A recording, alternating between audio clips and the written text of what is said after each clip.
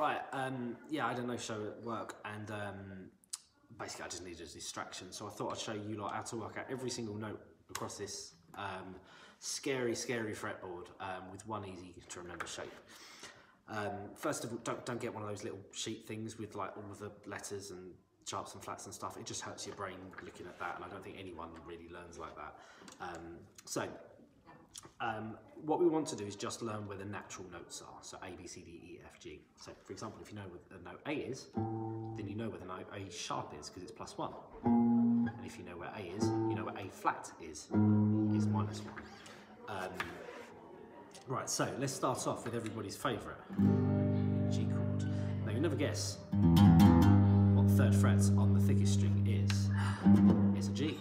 And from that G, we are going to play 3, 5, 7, 8, otherwise known as. And that's what we're going to use to basically move around the fretboard. You can do the tone, semitone thing if you want. I prefer Adam's Family. I think it's much easier to remember.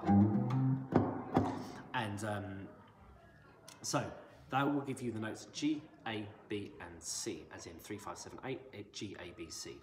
Once we have that, then we take the same shape, but we're going to move it to 8th fret, where we left off, which is the note C, and do the same thing, which gives us the notes C, D, E, and F. And those of you who are familiar with your alphabet know after F comes G, which then means you've got a full circle of what's going on. So C, D, E, F, take you to here, and then 2 frets higher, it starts at G again.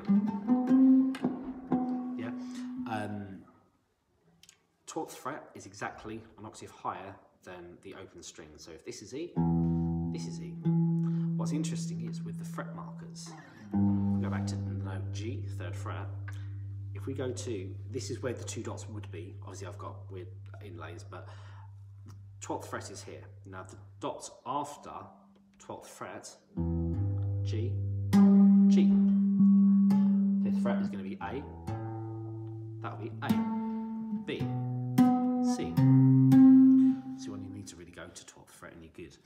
And that's all well and good. So we've got, hopefully, you know, you could probably write that down and you'd be able to work out where A, B, C, D, E, F, and G are, all up and down the E string. You haven't learned it yet though. Like, you know, you could recall that information, but it will take you a while. To actually learn it, you need to apply it to a song or just do something with it. So what I would suggest is exactly that. So play your songs, but just use either chords or individual notes rooted on your E string. So if we take, let's take this old chestnut. That one. So it's D, C, and G, basically. So we need to find the note D. So we go G, A, B, C, C, D.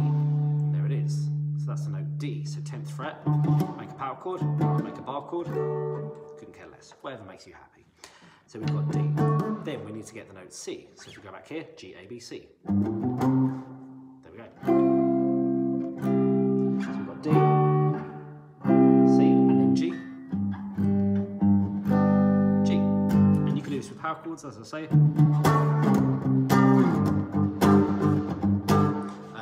And basically just spend a bit of time just getting to know that string really, really well. If you play in a band and you're playing like Dakota for like the 4,000th time, I can't even talk, you could then practice that, you know, or counting stars or whatever. So just take counting stars for example. So it's C sharp minor, E, B, and A. So if we find the note C sharp, so we go G, A, B, C, and then after C +1, give a C sharp.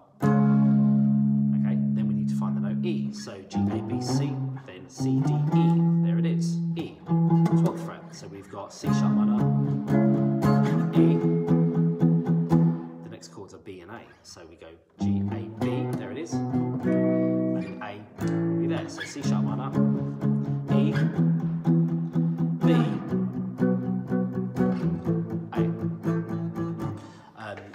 and just spend a bit of time doing that and you'll find that you'll be able to get to these much faster.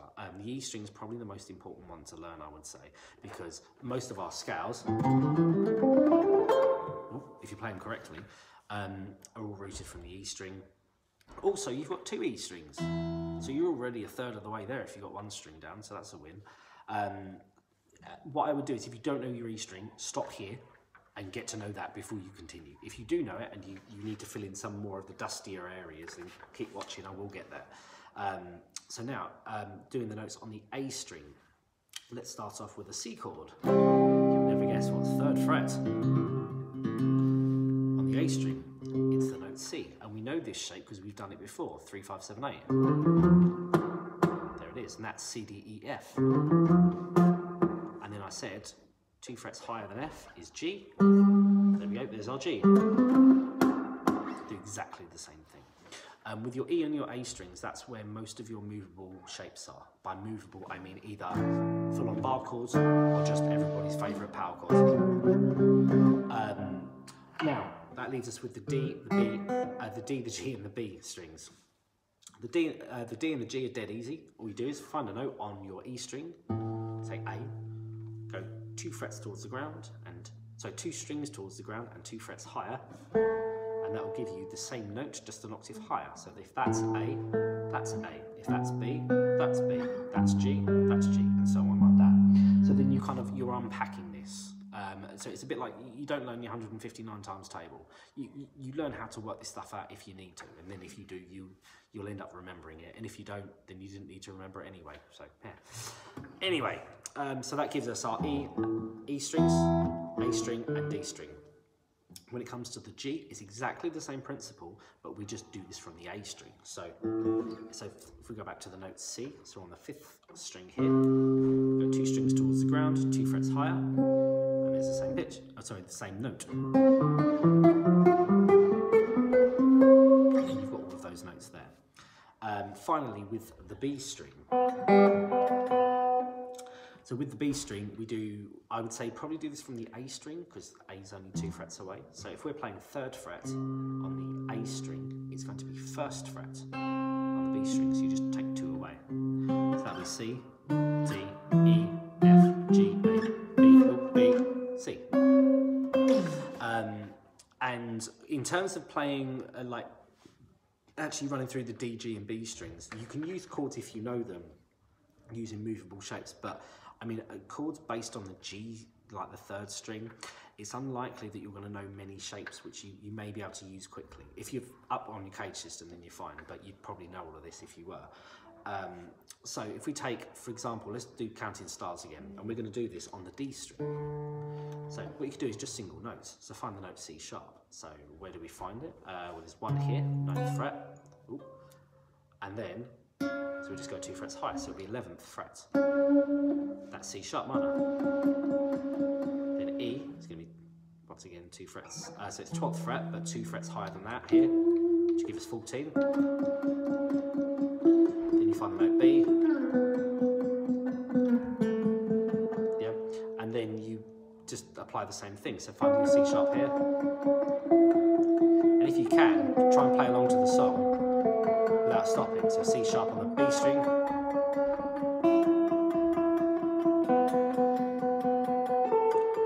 then E string,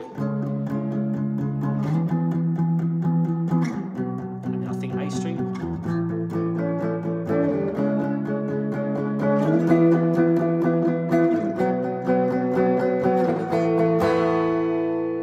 and that will give you every single note which you've got.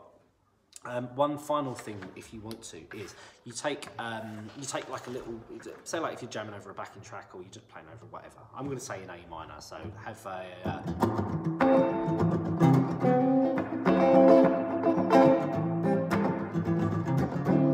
say like something like that. So we've got an A minor feel, a bit of Dorian in there for anyone who cares, and I'm going to just try and hit a note. So let's say F sharp. So I play my little lick.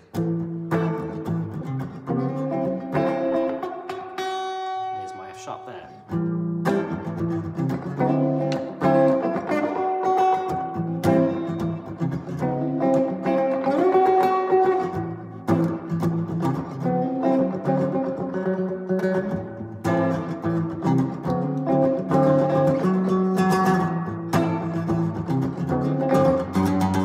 Yeah, and go through all 6 strings just doing little bits like that, and it helps you lock a lot of this stuff together. You don't need to know every single note on your fretboard. You really don't, to be able to play well. But being able to recall that information as and when you need to is really handy. Just what I would really do is learn your E and your A strings and then learn how to work out the rest. Think of these two like your times tables. Learning the rest is like it's just learning how to multiply, and then you can work out this stuff as and when you need to. Once again, if you don't need to know what the notes are on the B string very often, then you don't need to worry about it. But I think approaching it like that should save you so much time. But just go one string at a time. Don't rush through it. You need your brain to process it. And being told something and learning something isn't the same thing. You have to put the work in to do this. Not a lot, just a little bit. So start your practice routine. Play through your favourite song just using your A string, you know, until you got that down, then you do it on the A string and so on like that. Anyway, hopefully that's been helpful. I'll see you next time.